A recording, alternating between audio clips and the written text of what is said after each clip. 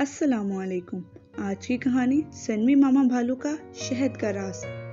कहीं दूर एक हरे भरे जंगल में 3 प्यारे भालू रहते थे।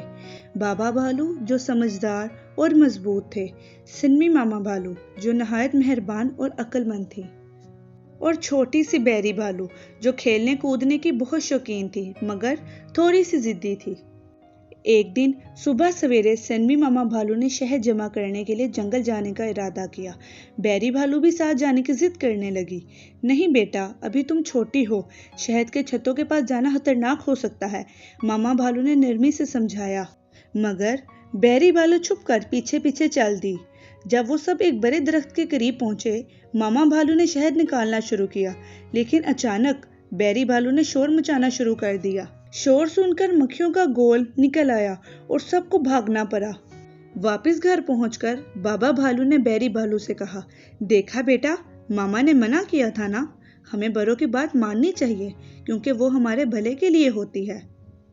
बैरी भालू शर्मिंदा हुई और बोली, मैं माफी मांगती हूँ, अब मैं मामा बाबा की बात माना करूंगी।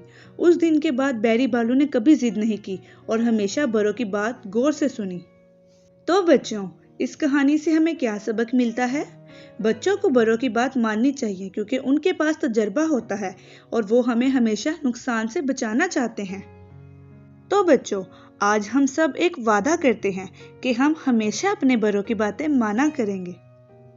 अगर आपको हमारी ये कहानी अच्छी लगी हो तो हमारे चैनल को लाइक करें, सब्सक्राइब करें और बेल आइकन के बटन को दबाना मत भूलिएगा।